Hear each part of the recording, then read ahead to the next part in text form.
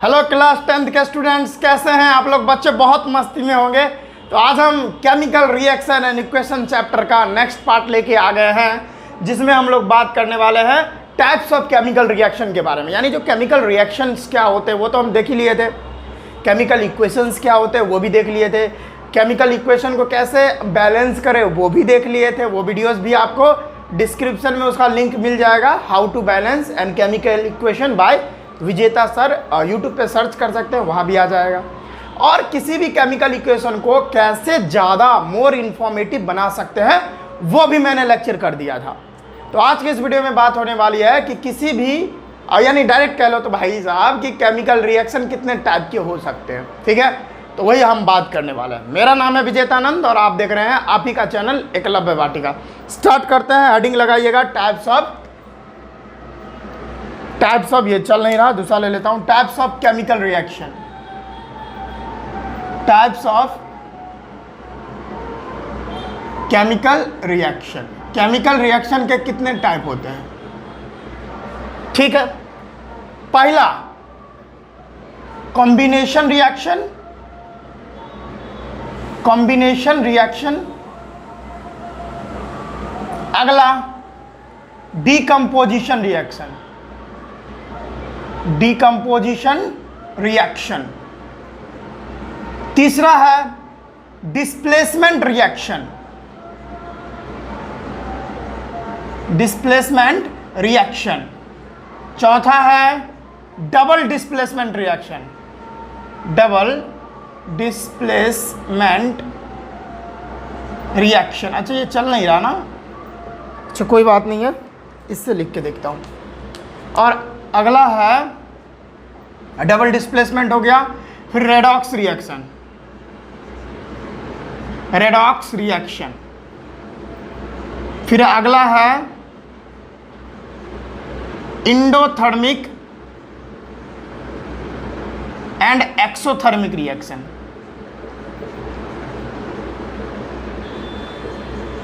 इतने टाइप के रिएक्शंस होंगे जिनको हमको भाई साहब पढ़ना है, ठीक है?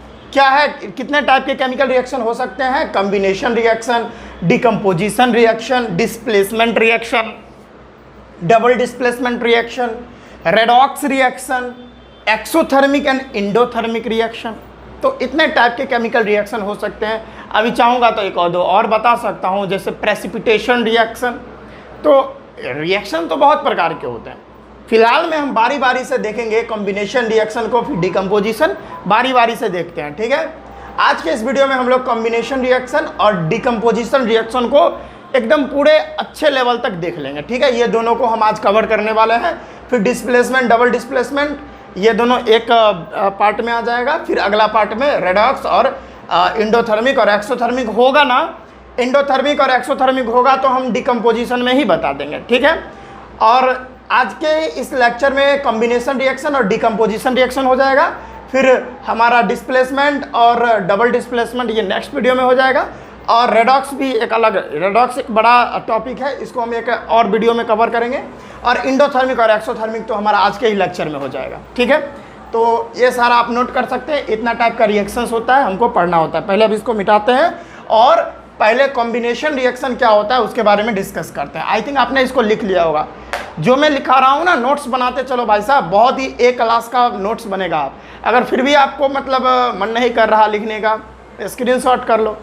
उससे भी ज़्यादा आप लोग आलस वाला काम करना चाहते हो तो मेरे टेलीग्राम से जुड़ जाओ, और टेलीग्राम से जुड़ने के बाद वहाँ फ्री में नोट्स अवेलेबल होगा, और वहाँ पे आप जो है नोट्स को डाउनलोड करो और प्रिंट आउट करके भाई साहब वो पढ़ सकते हो, आपकी मर्जी, ठीक है? मिटा दो इसको। हाँ, तो पहले हम पढ़ेंगे कि कॉम्बिनेशन रिएक्शंस क्या होते हैं, ठीक है बच्चों? तो देखिए भाई साहब कि कॉम्बिनेशन रिएक्शन होता क्या है आखिरकार। देखिए क्या होता है कॉम्बिनेशन रिएक्शन, जब दो या दो से ज़्यादा सब्सटेंसेस आपस में कंबाइन करते हैं और एक नया सब्सटेंस बना के देते हैं, बस एक ही सब्सटेंस बना के देते हैं, उसी को बोलते हैं हम लोग कॉम्बिनेशन रिएक्शन। जैसे एक एग्जांपल देखिए, कोई ए सब्सटेंस है और कोई बी सब्सटेंस है, फिर तीसरा कोई सी सब्सटेंस है। ये तीनों आपस में मिला, कंबाइन किया, और कंबाइन करने के बाद बना के दिया ए बी सी। तो इस टाइप का जो रिएक्शन होगा ना उसे कॉम्बिनेशन रिएक्शन कहेंगे। क्यों? क्योंकि एक एलिमेंट, दो एलिमेंट और तीसरा एलिमेंट तीनों कंबाइन किया है, मिला है, और मिलने के बाद एक कंपाउंड बना के दिया है, एक सब्सटेंस बना के दिया है। इसी को हम बोलेंगे क्या? Combination reaction. आप डेफिनेशन लिख सकते हो, मैं बोल देता हूँ। व्हेन टू, लिखिएगा, व्हेन टू और more than to substances combine and form a new substance, this reaction is known as combination reaction। Video को पॉज करके, सॉरी वीडियो को पॉज नहीं, वीडियो को पीछे करके फिर से आप जाके लिख सकते हो, ठीक है। कॉम्बिनेशन रिएक्शन क्या होता है? जब दो या दो से ज़्यादा सब्सटेंस आपस में मिल जाएंगे, क्या करेंगे? आपस में मिल जाएंगे। जैसे आप लोग वहाँ मिलते हो, क्या ओ से नाम है शुरू और OYO, समझ रहे ना, तो वहाँ पर मिलते हो। उसी तरीके से कॉम्बिनेशन रिएक्शन में दो या दो से ज़्यादा सब्सटेंसेस आपस में कंबाइन करके एक नया सब्सटेंसेस बना के देंगे आपको, एक ही नया सब्सटेंस। देखिए यहाँ दो, तीन मिला है ना, तीन से एक बनाया है, ठीक है ना। तो ये ध्यान रखिएगा, दो या दो से ज़्यादा सब्सटेंस मिलेंगे और केवल एक ही सब्सटेंस बना के देंगे, तो उस टाइप के रिएक्शन को कॉम्बिनेशन रिएक्शन बोला जाता है। एग्जाम्पल ढेर के सारे हैं। देखिए भाई साहब, एग्जाम्पल की क्या कमी है यहाँ पे? एग्जाम्पल तो बहुत ज़्यादा है। जैसे बहुत ही प्यारा एग्जाम्पल, बहुत ही खूबसूरत एग्जाम्पल मैं आपके सामने पेश करता हूँ। हाइड्रोजन ऑक्सीजन के साथ रिएक्शन करेगा तो वाटर बनाएगा, ठीक है। एक और रिएक्शन होता है कि जब हाइड्रोजन ऑक्सीजन के साथ रिएक्शन करता है तो H2O2 बनाता है। ये दोनों रिएक्शन कुछ अलग अलग हैं, ठीक है। एक में ऑक्सीजन सफिशिएंट अमाउंट में रहेगा और एक में ऑक्सीजन सफिशिएंट अमाउंट में नहीं रहेगा। अब देखिए ये जो है ना, इसको हाइड्रोजन पर ऑक्साइड बोलते हैं। क्या बोलते हैं? हाइड्रोजन पर ऑक्साइड, हाइड्रोजन पर ऑक्साइड, ठीक है। और ये तो हमारा लुल्लू सा, हमारा जीवन वाटर है, देख रहे हो ना। अब तुम ध्यान से देखो यहाँ पर क्या दिख रहा है। पहले तो हम बताए थे कि किसी भी केमिकल इक्वेशन को ज़्यादा इंफॉर्मेटिव बनाने के लिए हमको उसका फिजिकल स्टेट दर्शाना पड़ेगा। तो दर्शा दो भाई, ये होता है गैस में, ये होता है गैस में और ये होता है लिक्विड में। इसी तरीके से आप दर्शा सकते हो, ये होता है गैस में, ये होता है गैस में, ये होता है लिक्विड में। इस तरीके से आप दर्शा सकते हो। अब देखो यहाँ पर क्या है, एक एलिमेंट हाइड्रोजन, एक एलिमेंट ऑक्सीजन, ये दोनों मिलकर एक सब्सटेंस आपको बना के दिया। ये देख रहे हो ना, एक सब्सटेंस हाइड्रोजन है, एक सब्सटेंस ऑक्सीजन है, और ये दोनों कंबाइन किया, आपस में मिल गया, इसका मिलन हो गया, और मिलन होने के बाद एक ही सब्सटेंस बना के दिया आपको। दो सब्सटेंस दे रहा है बना के, अरे भाई बोलिए ना, नहीं ना दे रहा, एक ही सब्सटेंस ना बना के दे रहा है। यहाँ पर दो सब्सटेंस मिल रहा है और एक सब्सटेंस यहाँ पर बना के दे रहा है। तो इस टाइप के रिएक्शन को हम लोग कॉम्बिनेशन रिएक्शन बोले। एग्जाम्पल में पहला दे दिया ये एग्जाम्पल, ये दूसरा एग्जाम्पल, फिर तीसरा एग्जाम्पल भी आपके सामने पेश कर दे रहा हूँ। चलिए भाई, तीसरा एग्जाम्पल जैसे देखिए, जैसे मैग्नीशियम ऑक्सीजन के साथ रिएक्शन करेगा, यानी इसका कंबशन हो जाता है। यहाँ पे एक्चुअल में होता क्या है? कंबशन। क्या कहेंगे? कंबशन। यानी मैग्नीशियम को ऑक्सीजन के प्रेजेंट में जलाएंगे ना, तो उसको कंबशन बोलते हैं। तो मैग्नीशियम ऑक्साइड बनेगा। क्या बनेगा भाई? Magnesium oxide. देखिए यहाँ पर बैलेंस नहीं है तो आप बैलेंस कर लीजिए, नहीं तो कमेंट आएगा कि सर आप गलत पढ़ा रहे हो, आप इक्वेशन गलत लिख रहे हो। ठीक है, यहाँ पे 2 है, यहाँ पे 2 दीजिए और यहाँ पे 2, बैलेंस हो गया। यहाँ भी आप बैलेंस कर सकते हो, यहाँ तो ऑलरेडी बैलेंस है। यहाँ देखो, यहाँ पर 2, यहाँ पर और यहाँ पे 2, बैलेंस हो गया। अब देखिए यहाँ भी 2 से 1 भी मिल के बन रहा है, तो ये भी क्या है बताओ? ये भी एक कॉम्बिनेशन रिएक्शन का एग्जाम्पल है। बहुत सारा एग्जाम्पल एक और दे रहा हूँ। जैसे सोडियम का रिएक्शन ऑक्सीजन के साथ हो तो सोडियम ऑक्साइड बनता है Na2O। अब NaO नहीं बनेगा, कैसे? क्योंकि सोडियम ऑक्साइड, देखो आप यहाँ पे सोडियम ऑक्साइड की अगर बात करो तो सोडियम का संकेत यानी सिंबल Na होता है, ऑक्सीजन का O होता है, सोडियम का वैलेंसी 1 होता है, ऑक्सीजन का वैलेंसी 2 होता है। उसके ठीक सामने सामने लिखना है आपको। अब इसका इसके साथ और इसका इसके साथ तो क्या बनेगा? Na2O बनेगा। तो सोडियम ऑक्साइड का जो केमिकल फार्मूला होता है वो Na2O होता है, ना कि NaO होता है। इस बात का आप ख्याल रखिएगा। ठीक है, तो ये हो गया रिएक्शन। आप देखिए यहाँ भी 2 मिलकर 1 बना रहा है। अब यहाँ पर 2 है तो यहाँ पर हमको 2 लिखना पड़ेगा और ये इक्वेशन बैलेंस होगा। नहीं अभी भी नहीं हुआ। यहाँ भी क्या है, 1 ही है। हम यहाँ पर अगर 2 दें तो, और यहाँ पर 2 दे तो 2 दूनी 4 हो गया, तो यहाँ पर 4 देना पड़ेगा। अब बैलेंस है। समझ में आ रहा है? तो इस टाइप का जो भी रिएक्शन होगा ना बच्चों, तो वो कम्बिनेशन रिएक्शन होगा। एक बहुत अच्छा एग्जाम्पल और दे रहा हूँ। अगर CaO, इसको बोलते हैं भाई क्विक लाइम। याद रखिएगा, CaO को बोलते हैं क्विक लाइम। क्विक लाइम याद रखिएगा। धीरे धीरे पढ़ा रहा हूँ, मस्ती में पढ़ा रहा हूँ, मज़ा करके पढ़ा रहा हूँ। कैल्शियम ऑक्साइड यानी क्विक लाइम बोलते हैं। इसका रिएक्शन वाटर के साथ करवाओ आप, ठीक है, तो बना के देगा आपको CaOH का होल ट्वाइस। और इस रिएक्शन में भाई साहब हीट भी प्रोड्यूस होती है। क्या प्रोड्यूस होती है? हीट। अब क्या करते हैं, ये जो देख रहे हो ना CaOH का होल ट्वाइस, इसको स्लैक्ड लाइम बोलते हैं। क्या बोलते हैं? Slaked lime. इसको हम लोग बोलते हैं slaked lime. Very very important. अब यही वो रिएक्शन है और इस रिएक्शन को भाई बोलते हैं हम लोग, this reaction is also known as exothermic reaction. इसको हम लोग एक्सोथर्मिक रिएक्शन भी बोलते हैं, एक्सोथर्मिक रिएक्शन। ठीक है, अब एक्सोथर्मिक रिएक्शन इसको काहे बोलते हैं, यानी डायरेक्ट आप लिख दीजिएगा कि when we make water, sorry, when we mixed water with quick lime, then this reaction is highly exothermic reaction. यानी ये जो चूना है ना, ये चूना जो देखते हैं गांव देहात में देखते हैं ना, एकदम ए भाई चूना लाओ, खैनी, हाँ खैनी ले लिए, इस तरह से होता है ना। तो उसी तरीके से खैनी की बात मैं कर रहा हूँ। खैनी के साथ जो चूना लगता है, चूना, वो तो एक्चुअल में कैल्शियम हाइड्रोक्साइड होता है क्योंकि उसमें पानी मिला दिया जाता है।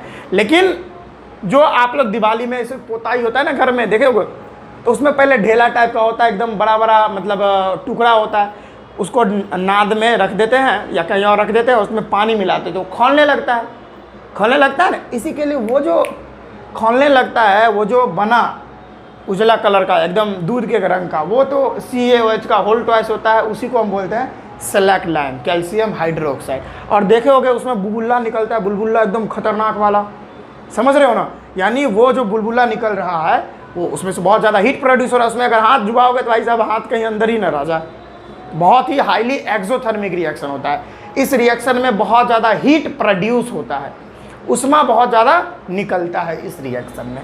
अब बात कर ले कि भाई साहब एक्सोथर्मिक रिएक्शन क्या होता है। देखो इस रिएक्शन में भी क्या हो रहा है, 2 सब्सटेंस मिलकर एक सब्सटेंस बना रहा है। अब कोई स्टूडेंट ये मत कर दीजिएगा सर यहाँ हीट भी तो बना है। अरे भाई साहब हीट थोड़ी ना कोई एलिमेंट है, एलिमेंट थोड़ी ना है वो, उसका थोड़ी ना कोई केमिकल फार्मूला बनेगा। तो यहाँ पर 2 मिलकर एक ही तो बना रहा है। समझ में आया? चलिए अब एक्सोथर्मिक रिएक्शन क्या होता है उसको डिफाइन कर लेते हैं। यहाँ पे एक्सोथर्मिक का यहाँ लिख देता हूँ, सच रिएक्शन, अच्छा ये चल नहीं रहा ना, such reaction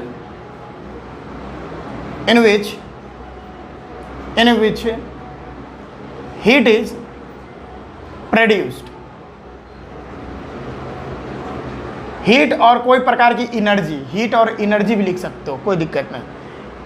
energy, heat energy या किसी भी प्रकार की एनर्जी जो है प्रोड्यूस होती है, ठीक है, उसी को बोलते हैं हम लोग एक्सोथर्मिक रिएक्शन। एग्जाम्पल भाई, एग्जाम्पल देख रहे हो ना एक्सोथर्मिक रिएक्शन का एग्जाम्पल, ये देखो यही एग्जाम्पल ठोक दो यहाँ पर भी। जैसे एक रिस्पिरेशन होता है, रिस्पिरेशन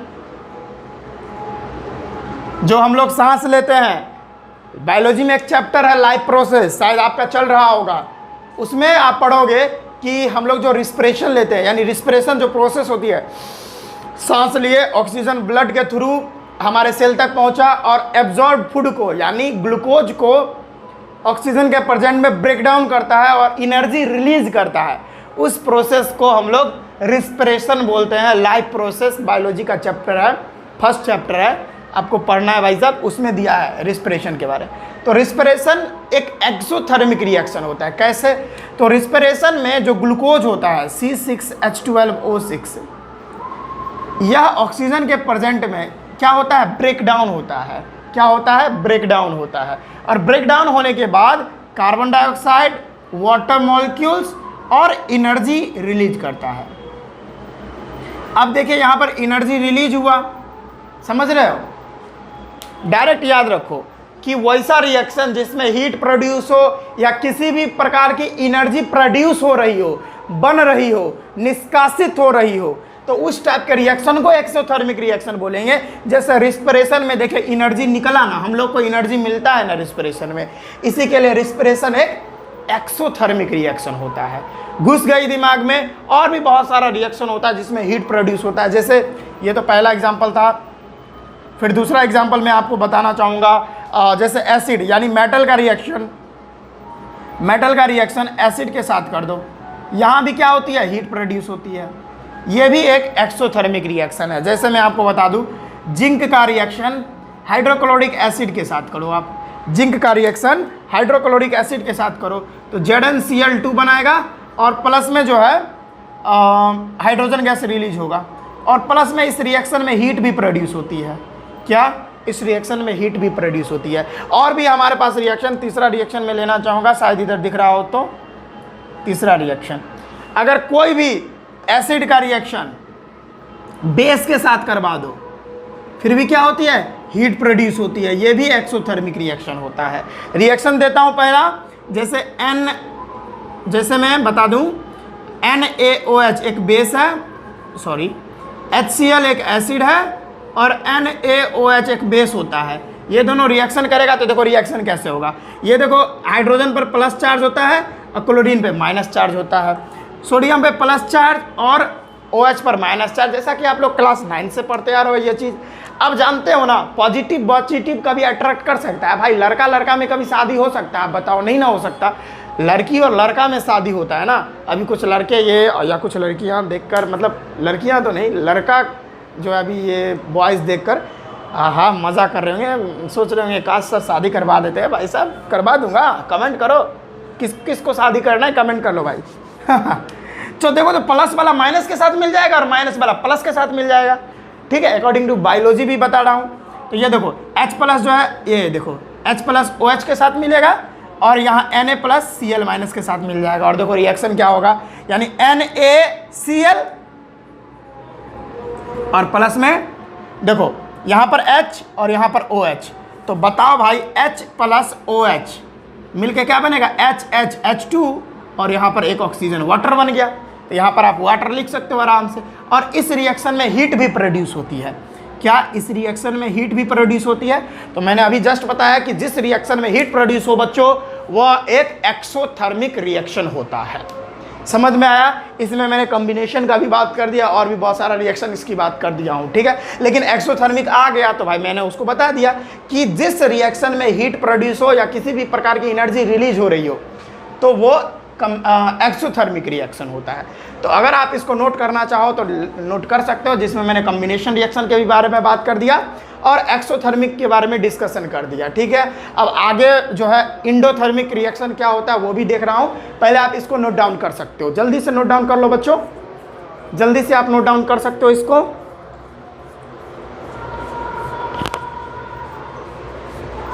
चलिए बच्चों, आपने इसको नोट डाउन किए तो इसको हम लेते हैं मिटा और फिर जो है हम लोग इंडोथर्मिक रिएक्शन क्या होता है वो देख लेते हैं, क्योंकि एक्सोथर्मिक तो देख लिए हैं, अब इंडोथर्मिक की भी बात कर ही लेते हैं यहाँ पर। आई थिंक आज का लेक्चर आपको बहुत पसंद आ रहा होगा। इनफैक्ट आज का ही नहीं, हर एक दिन का लेक्चर आपको पसंद होता होगा। थोड़ा सपोर्ट दिखाया करें बच्चों। लगभग हम लोग जो है 2 साल से यूट्यूब पर कंटिन्यूज जो है वीडियोज़ बना रहे हैं, लेकिन उतना सपोर्ट देखने को नहीं रहा है। उतना क्या, बिल्कुल भी सपोर्ट देखने को नहीं मिल रहा है बच्चों। तो थोड़ा सपोर्ट करो, जिससे मैं भी, आप मेरा हेल्प कर सकते हो, मैं आपका हेल्प कर सकता हूँ, ठीक है। तो थोड़ा बहुत हेल्प कर सकते हो आप। मेरे अगर चैनल पे फर्स्ट आए हो पहली बार तो मेरे चैनल पे पहले जाओ, क्या कंटेंट है वो देखो, पहले कितना कंटेंट डाला हुआ वो देखो, थोड़ा मेहनत को देखो या थोड़ा समझो।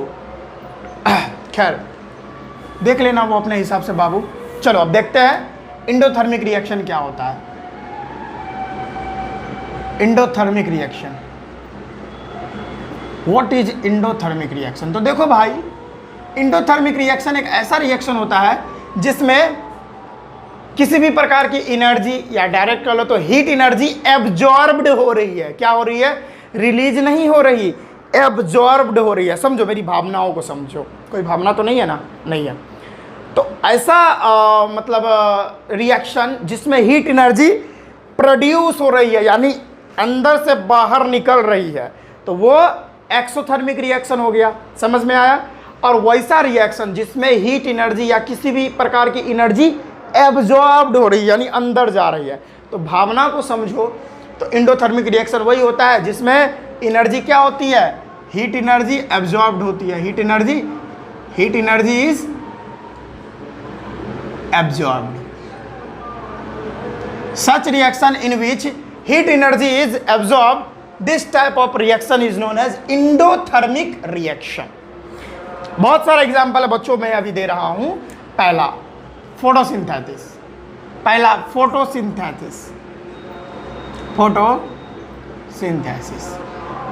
क्या फोटोसिंथेसिस एंडोथर्मिक रिएक्शन है? डेफिनेटली बच्चों, हमारा फोटोसिंथेसिस जो होता है दैट इज एंडोथर्मिक रिएक्शन। वो एंडोथर्मिक रिएक्शन है। क्योंकि उसमें किसी भी प्रकार की एनर्जी जो होती है ना वो एब्जॉर्ब्ड हो रही है। बायोलॉजी लाइफ प्रोसेस में ये भी चीज़ पढ़ना है। जब आप पढ़ोगे लाइफ प्रोसेस में न्यूट्रिशन इन प्लांट, तब इसके बारे में डिस्कशन बहुत अच्छे से किया गया है। फिलहाल मैं इसका रिएक्शन लिख देता हूँ। 6CO2 + 6H2O। अब कहोगे सर पहले ही आप बैलेंस करो, तो नहीं करूंगा बैलेंस। चलो याद था तो कर दिया, नहीं कर रहा हूं बैलेंस। लो अब क्या होगा? C6H12O6 ग्लूकोज बनता है और ऑक्सीजन रिलीज होता है। अब यहाँ से बैलेंस कर लो। 6 कार्बन है तो यहाँ पर 6 कार्बन लगाना पड़ेगा, ठीक है। 12 हाइड्रोजन है और इधर 2 ही हाइड्रोजन है तो 6 लगाओ। 6 2 जा 12। ऑक्सीजन अब गिन लो। 6 2 जा 12, 12 6 18।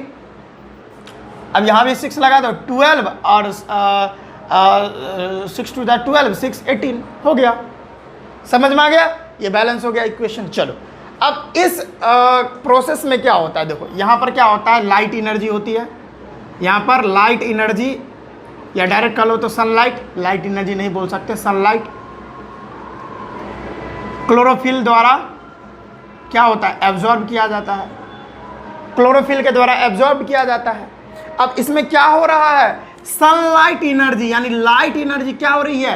एब्जॉर्ब हो रही है। लाइट एनर्जी एब्जॉर्ब हो रही है। तो कोई भी प्रकार की एनर्जी अगर एब्जॉर्ब्ड होती है तो उस रिएक्शन को एंडोथर्मिक रिएक्शन कहते हैं। Endothermic reaction, exo means release, endo means absorb. ठीक है, कोई दिक्कत नहीं। चलो यहां तक कोई दिक्कत नहीं है ना? और भी सारा एग्जाम्पल होता है, जैसे बता दो, ये पहला था। दूसरा जैसे CaCO3 that is calcium carbonate, इसको लाइम स्टोन भी बोला जाता है। क्या बोला जाता है? Lime stone. ये सॉलिड स्टेट में होता है। अब इसको आप हीट करोगे, क्या करोगे? डेल्टा का साइन हीट के लिए होता है। अगर आप इसको हीट करोगे तो कार्बन डाइऑक्साइड और कैल्शियम ऑक्साइड, यही क्या है? ये क्विकलाइम है ना, ये गैस में, वेरी सॉरी, और ये सॉलिड में, ये क्विकलाइम और कार्बन डाइऑक्साइड रिलीज करता है। अब इस कंडीशन में देखिए आप, क्या आपको नजर आ रहा है? इस कंडीशन में ये देखिए हीट एनर्जी हमको देना पड़ा, देख रहे हैं? हीट एनर्जी हमको देना पड़ा, तब जाके ये रिएक्शन कंप्लीट हुआ। यानी यहाँ पर हीट एनर्जी क्या हुआ? एब्जॉर्ब्ड हुआ है। अरे भाई कैल्शियम कार्बोनेट, संगमरमर, देखते हो ना कितना ज़्यादा मतलब ढेला टाइप का होता है, टुकड़ा होता है, बहुत ही मतलब ये कठोर होता है। अब उस पर आप हीट दोगे, एनर्जी आप दे रहे हो, अब एनर्जी दे रहे हो तो वो एनर्जी एब्जॉर्ब होगा, तब जाके वो लाइमस्टोन टूटेगा, तब जाके कैल्शियम और कार्बोनेट टूटेगा और कार्बन डाइऑक्साइड और कैल्शियम ऑक्साइड आपको बना के देगा। तो यहाँ भी एनर्जी तो एब्जॉर्ब हो रही है ना, हीट एनर्जी एब्जॉर्ब हो रही है। तो ये भी एक क्या है? ये भी एक एंडोथर्मिक रिएक्शन होता है। तो आई थिंक ये सारा बात आपको क्लियर हो गया होगा कि एंडोथर्मिक रिएक्शन और एक्सोथर्मिक रिएक्शन क्या होता है बच्चों। ठीक है, हम इसको अब इरेज कर देते हैं। कॉम्बिनेशन रिएक्शन आपको समझ में आया, एंडोथर्मिक रिएक्शन और एक्सोथर्मिक रिएक्शन बहुत अच्छे से क्लियर हो गया विथ रिएक्शंस। ठीक है, अगर ये वाला बैलेंस नहीं था तो आप बैलेंस भी कर सकते हो। मैंने आपको बैलेंसिंग कैसे करते हैं किसी भी केमिकल इक्वेशन को, वो पिछले वीडियो में डिस्कस कर दिया था।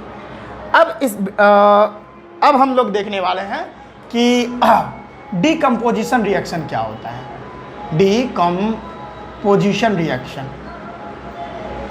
What is decomposition reaction? बस एकदम सिंपल सी बात है, बहुत ही ज़्यादा सिंपल है कि डीकम्पोजिशन रिएक्शन बच्चों उस रिएक्शन को कहते हैं जिसमें कोई बड़ा सा कंपाउंड, कोई बड़ा सा सब्सटेंस में अगर एनर्जी आप उस पर डालोगे, चाहे हीट एनर्जी हो या किसी भी प्रकार की एनर्जी आप डालोगे, तब वो बड़ा सा कंपाउंड ना टूट जाता है सिंपलर सब्सटेंसेस में, छोटे छोटे सब्सटेंसेस में ब्रेक डाउन हो जाता है। तो उस टाइप के रिएक्शन को हम लोग डीकम्पोजिशन रिएक्शन बोलते हैं। डीकम्पोज में टूटना होता है, ठीक है ना। जैसे देखो ये रिएक्शन बता दूं, जैसे XYZ है, ठीक है, XYZ। अब इसमें कोई एनर्जी डालो, चाहे आप हीट एनर्जी डालो, हीट एनर्जी डाल दिए तो ये X अलग हो गया, Y अलग हो गया और Z अलग हो गया। तो ये बहुत बड़ा कंपाउंड था, आप इसमें एनर्जी डाले, आप इसमें हीट डाले तो ये सब्सटेंस छोटे छोटे सब्सटेंस में टूट गया। तो इस टाइप का जो रिएक्शन होगा ना बच्चों, तो उसको डीकम्पोजिशन रिएक्शन बोलते हैं। डीकम्पोज का मतलब ही होता है टूट जाना, बिखर जाना, ठीक है। अब आप जानते ही हो कि भाई साहब, अच्छा ये जो डीकम्पोजिशन रिएक्शन होता है ना, जितने सारे डीकम्पोजिशन रिएक्शन होते हैं वो सारे डीकम्पोजिशन रिएक्शन इंडोथर्मिक रिएक्शन होते हैं। क्या होते हैं? इंडोथर्मिक रिएक्शन होते हैं। क्यों सर? क्योंकि हमको डीकम्पोजिशन रिएक्शन को करवाने के लिए हमको एनर्जी डालना पड़ेगा उस पर। और हम अभी पढ़े हैं कि जैसे ही आप किसी भी रिएक्शन में आप एनर्जी डाल रहे हो, तोड़ रहे हो उसको एनर्जी डालकर, तो वो एनर्जी को एब्जॉर्ब करेगा, और जैसे ही एनर्जी एब्जॉर्ब होती है that is called endothermic reaction. अभी जस्ट पढ़ के आया है। तो जितने भी डीकम्पोजिशन रिएक्शन होते हैं सारे क्या होते हैं? इंडोथर्मिक रिएक्शन होते हैं। बार बार गलती बोला रहा है, ठीक है, समझ में आया? ओके बच्चों, कोई दिक्कत नहीं, आगे बढ़ूं डेफिनेटली। तो अब ये जो डीकम्पोजिशन रिएक्शन होता है ना बच्चों, वो 3 टाइप के होते हैं। कितने टाइप के? ये जो डीकम्पोजिशन रिएक्शन होता है, यहाँ जो डीकम्पोजिशन रिएक्शन दिया हुआ बच्चों, ये 3 टाइप के हो सकते हैं। हो सकते नहीं, होते ही हैं। कौन कौन? तो होता है पहला थर्मल डीकम्पोजिशन। क्या होता है? Thermal decomposition. दूसरा क्या है बच्चों? दूसरा है इलेक्ट्रोलाइटिक डीकम्पोजिशन। Electrolytic decomposition. अगला जो रिएक्शन होता है इसमें वो होता है फोटोलाइटिक डीकम्पोजिशन। फोटोलाइटिक डीकम्पोजिशन,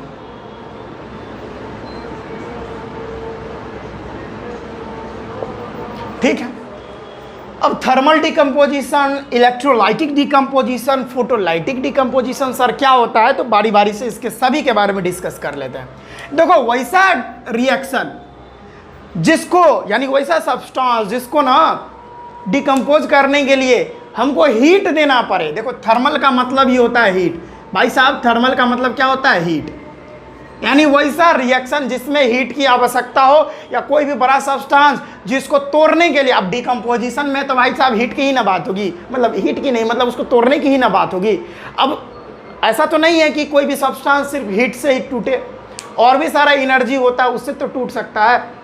तो अगर हम कोई भी डिकम्पोजिशन रिएक्शन करवा रहे हैं, यानी कोई भी बड़ा सब्सटेंस को ब्रेक डाउन करवा रहे हैं, और उस बड़ा सब्सटेंस को ब्रेक डाउन करवाने के लिए हमको हीट की आवश्यकता पड़ रही है, यानी हीट से हम उस बड़े कंपाउंड को तोड़ रहे हैं, तो इस टाइप का रिएक्शन जो होगा ना उसको थर्मल डिकम्पोजिशन बोलेंगे। यानी डिकम्पोज तो हम किए हैं, यानी उस सब्सटेंस को तोड़े तो हम जरूर हैं, लेकिन किस चीज़ से तोड़े हैं? किसकी मदद से? हीट की मदद से। तो हीट की मदद से तोड़े हैं, तो इस रिएक्शन को हम थर्मल डिकम्पोजिशन बोलेंगे, यानी हीट से तोड़े हैं, ठीक है।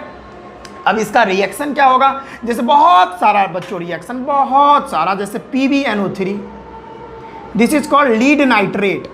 और इसका जो कलर होता है बाबू, कलर आप याद रखना, इसका जो कलर होता है ना, ये कलरलेस होता है। क्या होता है? ये कलरलेस होता है, ठीक है। ये जो लीड नाइट्रेट होता है ये सॉलिड में होगा यहाँ पे, ठीक है। हाँ, अब इसका जो रिएक्शन होगा, यानी इस पर आप हीट करोगे तभी तो रिएक्शन ही होगा। अब जाहिर सी बात है कि आप थर्मल डिकम्पोजिशन पर हीट दोगे तभी टूटेगा। तो जैसे ही लीड नाइट्रेट को आप हीट करते हो तो यहाँ पर PbO बनता है। क्या बनता है? PbO। और PbO का जो कलर होता है ना बच्चों, वो होता है येलो कलर का। कैसा? Yellow, lead oxide. उसके साथ साथ यहाँ पर नाइट्रोजन डाइऑक्साइड गैस बनता है, ठीक है। और उसके साथ साथ यहाँ पर एक और चीज़ बनता है, डेट इज ऑक्सीजन, ठीक है, ऑक्सीजन। समझ में आ रहा है? चलो अब इसको आप बैलेंस कर सकते हो। मैं इसका फिजिकल स्टेट लिख देता हूँ। ये सॉलिड, ये भी सॉलिड, ये गैस और ये गैस। ये इक्वेशन बैलेंस नहीं है, आप चाहो तो इसको बैलेंस कर सकते हो, ठीक है। और जब भी बैलेंसिंग वाला इक्वेशन बताया था कि कैसे बैलेंस करते हैं, उसमें ये इक्वेशन मैंने उठाया था और बैलेंस करके भी दिखाया था, ठीक है। तो आप वो वीडियो जरूर देखो। इससे जस्ट पीछे वाला वीडियो ना बैलेंसिंग वाला ही है, ठीक है। चलो तो यहाँ पर देख रहे हो एक सब्सटेंस, बड़ा सा सब्सटेंस है लीड नाइट्रेट, और ये तीन सब्सटेंस सिंपलर सब्सटेंस में ब्रेक डाउन हो गया है, ठीक है। तो ये रिएक्शन क्या होगी? Thermal decomposition. क्यों? क्योंकि हमने हीट डाला है तब जाके ये टूटी है, इसी के लिए ये थर्मल डिकम्पोजिशन। भाई साहब डिकम्पोजिशन रिएक्शन तो है ही, लेकिन डिकम्पोजिशन में भी कौन है? थर्मल डिकम्पोजिशन, यानी हीट से इसको तोड़ रहे हैं। कोई दिक्कत यहाँ तक नहीं। जैसे ये पहला रिएक्शन था। दूसरा रिएक्शन आपको बता रहा हूँ। जैसे एक और बात यहाँ पर और भी बात पूछा जा सकता है। यहाँ पर जो नाइट्रोजन डाइऑक्साइड होता है ना, NO2, इसका कलर कैसा है? देखो बाबू, नाइट्रोजन डाइऑक्साइड का कलर जो होता है ना, वो होता है ब्राउन कलर का। कैसा होता है? ब्राउन। ये नाइट्रोजन डाइऑक्साइड का कलर ब्राउन होता है। और इसका नेचर कैसा होता है? इसका नेचर बाबू एसिडिक होता है। क्या होता है? एसिडिक होता है। अब इसका नेचर एसिडिक क्यों होता है? क्योंकि देखो ये नॉन मेटलिक ऑक्साइड है। ये देखो नाइट्रोजन क्या है? एक नॉन मेटल है, और नॉन मेटल का ऑक्साइड अगर हो जाए ना तो उसको नॉन मेटलिक ऑक्साइड कहते हैं। याद रखना, ज़्यादातर जो नॉन मेटलिक ऑक्साइड होते हैं, ज़्यादातर जो नॉन मेटलिक ऑक्साइड होते हैं वो नेचर में एसिडिक होते हैं। क्या होते हैं? एसिडिक होते हैं। क्या होते हैं भाई? एसिडिक होते हैं। और ज़्यादा एसिडिक होने के कारण क्या होता है ना कि ये जो ऑक्साइड है अगर वाटर के साथ रिएक्शन करेगा, जैसे NO2 है ना, नाइट्रोजन डाइऑक्साइड, अगर ये वाटर के साथ रिएक्शन करेगा तो HNO3 नाइट्रिक एसिड बना के दे देगा। ये गैस, ये लिक्विड और ये एक्वस। अब देखो भाई, ये नाइट्रोजन डाइऑक्साइड था ना, नॉन मेटलिक ऑक्साइड, वाटर के साथ घुला मिला रिएक्शन किया तो नाइट्रिक एसिड बना दिया।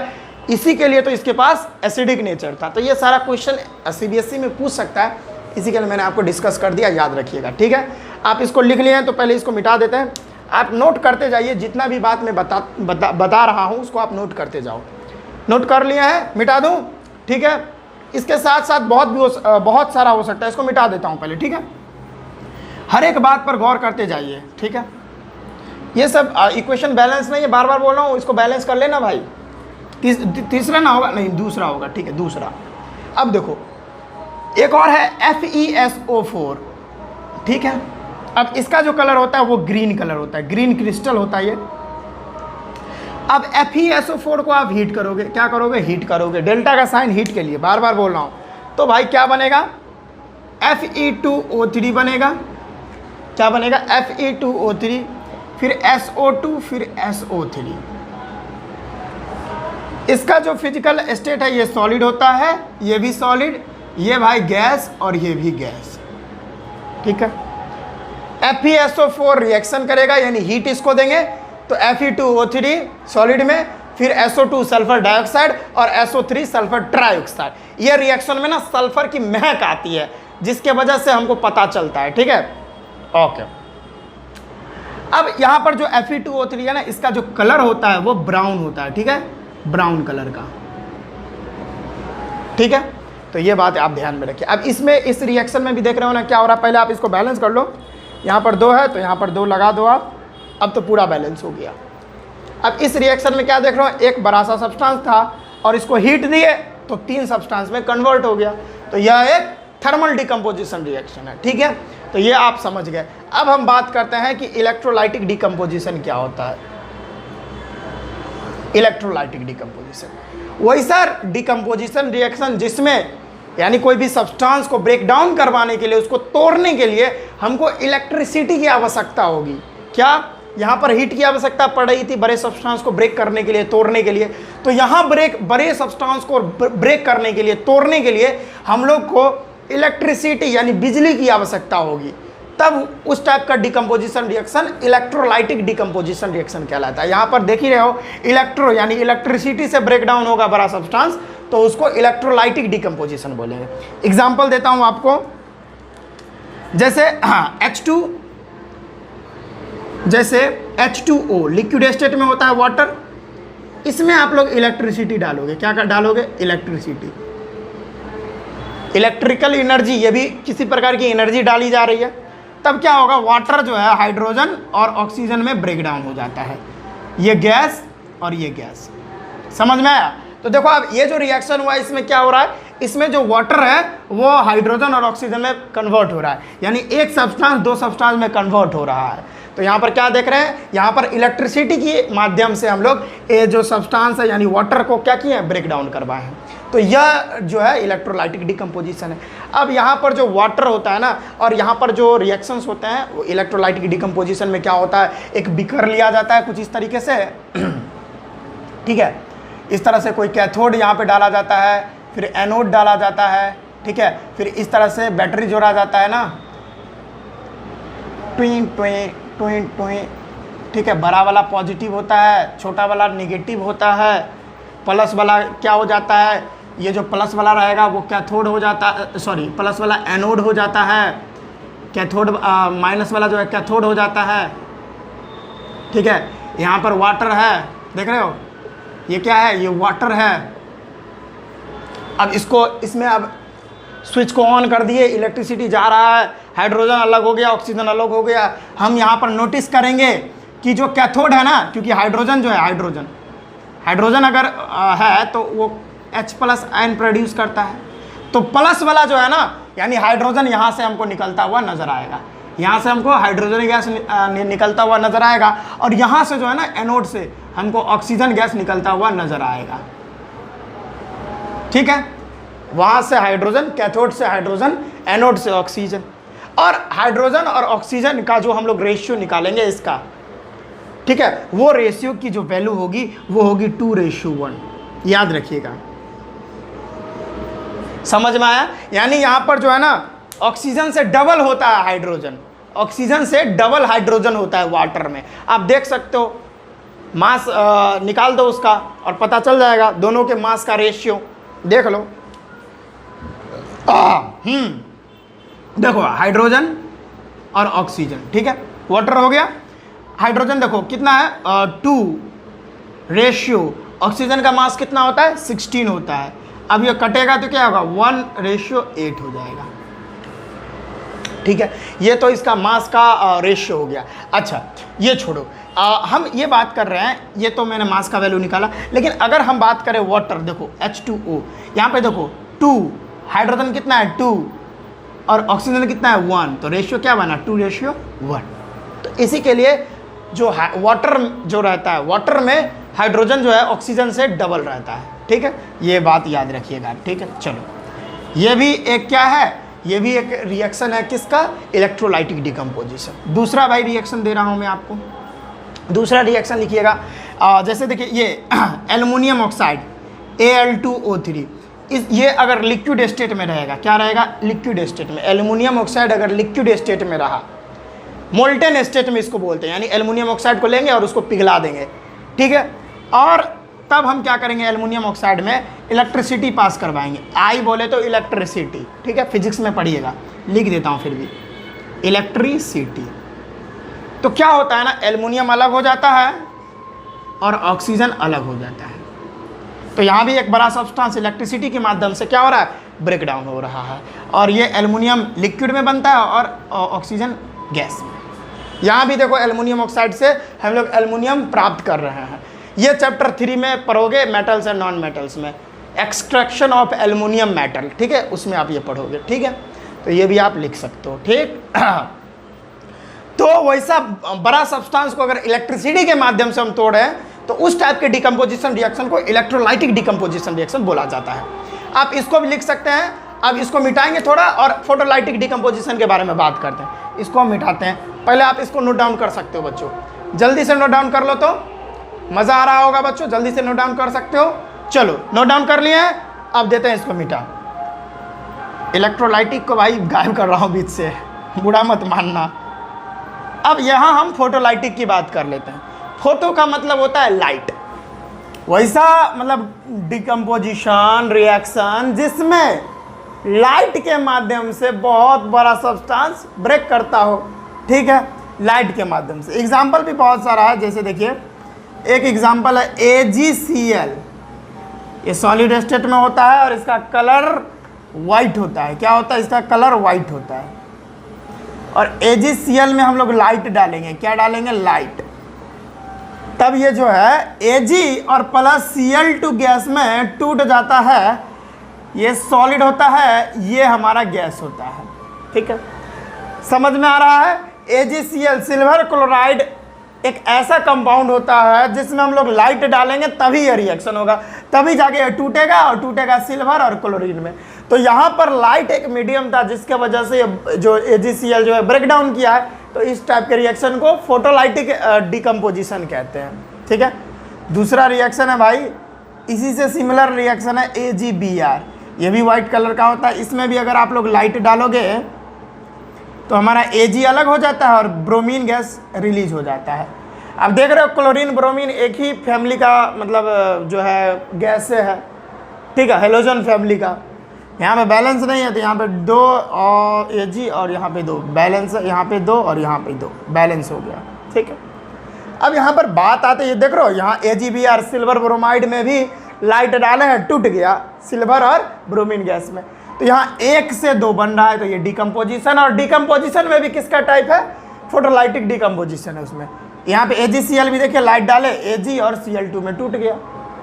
अच्छा, यहाँ इंपॉर्टेंट बातें हैं जो आपको ध्यान में रखनी है, वो क्या है कि AgCl और हमारा AgCl एंड AgBr, ये वेरी सॉरी AgBr होगा, AgBr ये जो सब्सटेंसेस हैं, ये जो कंपाउंड है, इनका जो इस्तेमाल होता है, यूज होता है, वो किस में किया जाता है? वाइट एंड ब्लैक फोटोग्राफी में।